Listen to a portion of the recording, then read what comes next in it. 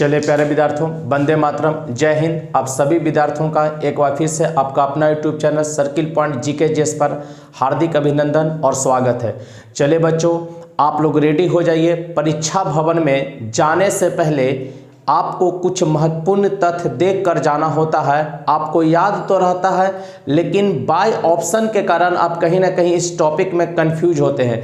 तो वैसे प्रश्नों के लिए कुछ महत्वपूर्ण तथ्य के साथ एग्जामिनेशन हॉल में जाने से पहले, जैसे कल रविवार झारखंड एसएससी और बिहार मध्य निषेध एसआई का जो परीक्षा होने वाला है, वैसे विद्यार्थियों के लिए खास महत्वपूर्ण, या Uttar Pradesh police, SSC GD या विभिन्न प्रतियोगी परीक्षाओं में आप एक बार परीक्षा भवन में जाने से पहले इस तथ्य को जरूर देख कर जाएं। इस तरीके के बहुत सारे तथ्य आपको मिलेंगे जो एक बार आपको 2 से 3 दिन पहले आप रिवीजन जरूर करें, क्योंकि ये सब तथ्य आपको पढ़ा हुआ तो रहता है, लेकिन बाय ऑप्शन में आप कहीं ना कहीं कंफ्यूज कर जाते हैं और आपसे प्रश्न गलती हो जाती है। तो चलिए, आपसे गलती ना हो, आपका रिजल्ट कन्फर्म हो, उसके लिए कुछ महत्वपूर्ण प्रश्नों के साथ आपका मैं एक बार फिर से अपने YouTube channel circle point GK जेस, जिसका आप लोगों ने बहुत सारा प्यार दिया है, आप इसे लाइक कर लें, शेयर करें और अपने साथियों दोस्तों के बीच भी इसे शेयर जरूर कर दीजिए,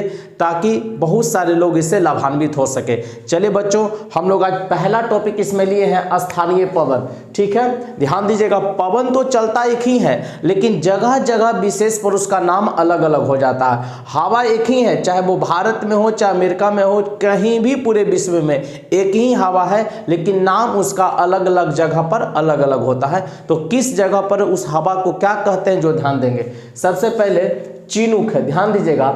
रॉकी पर्वत के पूर्वी ढाल पर जो पवन चलेगा उसे क्या कहेंगे, चिनूक कहेंगे।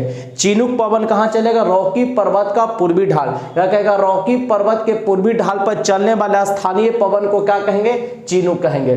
दूसरा है फौन, आल्पस पर्वत का उत्तरी ढाल। आल्पस पर्वत के उत्तरी ढाल पर बहने वाले पवन को क्या कहेंगे, फौन कहेंगे। या जो फौन है, ध्यान दीजिएगा, कहां बहेगा, तो आल्पस पर्वत के उत्तरी ढाल की ओर। हरमंटन, ध्यान दीजिएगा, हरमंटन सहारा मरुस्थल का उत्तर पूर्वी भाग, काफी महत्वपूर्ण है। हरमंटन में अभी भी लगा लीजिएगा। हरमंटन हवा सहारा मरुस्थल का उत्तर पूर्वी भाग, और हरमंटन को डॉक्टरी पवन भी कहते हैं, भी ध्यान रखिएगा। हरमंटन को क्या कहते हैं, डॉक्टरी पवन। पसीना सुखाने के कारण इसे डॉक्टरी पवन का संज्ञा दिया गया है। यामो जापान में, यामो कहाँ का हवा है, जापान का। Brick fielder Australia, brick fielder Australia. Santa आना कैलिफोर्निया। हबूब उत्तरी सूडान, कहेगा उत्तरी सूडान में चलने वाला स्थानीय पवन को क्या कहेंगे, हबूब कहेंगे। सांता आना कहाँ चलेगा, तो कैलिफोर्निया, उत्तरी अमेरिका का एक शहर है। या कहेगा कैलिफोर्निया में कौन सी स्थानीय हवा चलती है, सांता आना। ऑस्ट्रेलिया में ब्रिक फील्डर या ब्रिक फील्डर हवा कहाँ चलेगा, ऑस्ट्रेलिया में। जापान में चलने वाले पवन को क्या कहेंगे, यामो। सहारा मरुस्थल के उत्तरी पूर्वी ढाल पर बहने वाले पवन को क्या कहेंगे, हरमंटन। और हरमंटन को एक और नाम दिया गया, डॉक्टरी पवन। आल्पस पर्वत के उत्तरी ढाल पर कौन सा पवन चलेगा, फौन। रॉकी पर्वत का पूर्वी ढाल पर कौन सा पवन चलेगा, चिनूक। आपको याद रखना पड़ेगा। अगला नॉर्वेस्टर, न्यूजीलैंड और पश्चिम बंगाल भी इसमें लिखेंगे। नॉर्वेस्टर, न्यूजीलैंड और पश्चिम बंगाल।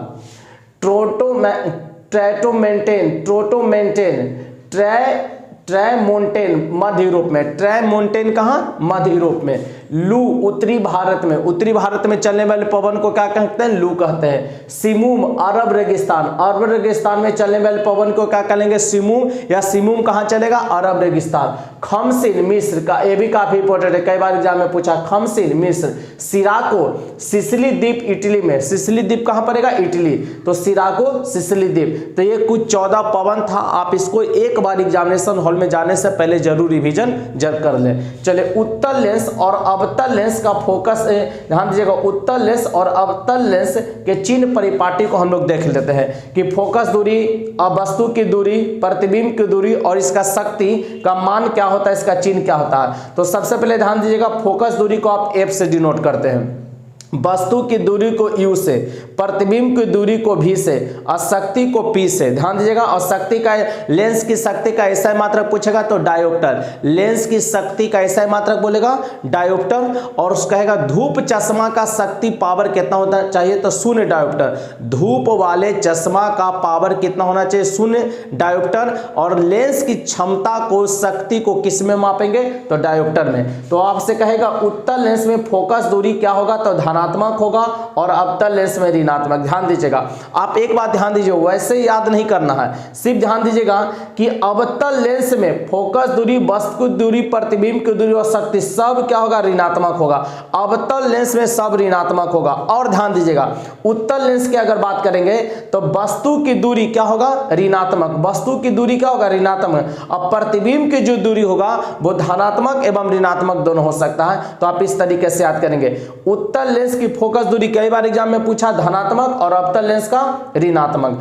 वस्तु की दूरी जिसको U से डिनोट करते हैं, उत्तल लेंस में ऋणात्मक और अवतल लेंस में भी ऋणात्मक। अवतल लेंस तो सब ऋणात्मक होता ही है।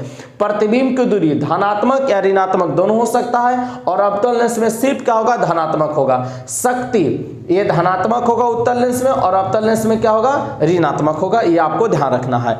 अगला टर्म लिए है आतिशबाजी से निकले हुआ रंग। जब आप पटाखा चलाते हैं तो उससे कई प्रकार के रंग निकलते हैं, कलर निकलते हैं। कलरफुल जो आप दीपावली मनाते हैं या किसी ओकेजन शादी विवाह है या कोई खुशी का माहौल है, जैसे क्रिकेट मैच के दौरान अगर कोई आपका मनपसंद का टीम जीत जाता है, जैसे आप भारत देश में है तो भारत जीतेगा तो आप आतिशबाजी वगैरह करते हैं, या शादी विवाह के मौके पर आपके घर में खुशी का माहौल है, कोई शादी फंक्शन है तो उस तरीके पर आप आतिशबाजी, दीपावली के समय में आतिशबाजी होते रहता है, छठ पूजा के समय में आतिशबाजी आप देखने को मिलता है। तो उससे जो विभिन्न कलर निकलता है उसका कारण क्या है। तो आपसे पूछेगा आतिशबाजी से निकला लाल रंग का कारण क्या है अस्ट्रोंसियम। आतिशबाजी से निकला लाल रंग का कारण क्या है अस्ट्रोंसियम है। हरा रंग का कारण बेरियम, पीला सोडियम। ध्यान दीजिएगा कहेगा आतिशबाजी में लाल रंग किसके कारण निकलेगा अस्ट्रोंसियम के कारण, अस्ट्रोंसियम के कारण। हरा रंग किसके कारण बेरियम के कारण। पीला रंग किसके कारण सोडियम के कारण। नारंगी रंग किसके कारण कैल्शियम के कारण। नारंगी रंग किसके कारण कैल्शियम। चमकीला उजला किसके कारण मैग्नीशियम एवं एल्युमिनियम। चमकीला उजला मैग्नीशियम एवं एल्युमिनियम। नीला कॉपर या इसको तांबा भी कह सकते हैं, कॉपर या कह सकते हैं तांबा। नीला जो रंग निकलेगा, नीला रंग जो होगा वो कॉपर या तांबा के कारण। तो एक बार फिर से लाल अस्ट्रोंसियम, हरा बेरियम, पीला सोडियम, नारंगी कैल्शियम, चमकीला उजला मैग्नीशियम एवं एल्युमिनियम, नीला कॉपर या तांबा। तो बच्चों ध्यान दीजिएगा परीक्षा भवन में जाने से पहले आपको इस तरीके के टॉपिक रिवीजन करके जाने पड़ेंगे। आप एक बार इसका रिवीजन जरूर कर लीजिएगा। जिनका कल मध्य निषेध और झारखंड एसएससी का एग्जाम होगा आप इसे देख लीजिएगा। और आपके परीक्षाओं के लिए बहुत बहुत शुभकामनाएं। आपका रिजल्ट बेहतर हो, आप अच्छे जॉब लेकर निकले। मैं यही उम्मीद करूंगा और मेरी प्रार्थना भी यही है माँ सरस्वती से, माँ शारदा से कि आप सभी विद्यार्थियों का बेहतर रिजल्ट हो। आप जितना मेहनत करते हैं उसका फल आपको जरूर मिले। तो चलिए बच्चों आप तैयारी जरूर करेंगे, आप इसे नोट्स बना लीजिएगा, साथियों दोस्तों के बीच इसे शेयर भी कर देंगे। जो चैनल पर पहली बार बने होंगे चैनल को लाइक शेयर कर लीजिएगा और सब्सक्राइब भी आप जरूर करेंगे। तो चलिए बच्चों मिलते हैं कल नए टॉपिक के साथ। आप इसे जरूर रिवीजन करके जाइएगा। कल हम लोग मिलेंगे नए टॉपिक के साथ। तब तक के लिए जय हिंद, जय भारत, बेस्ट ऑफ लक।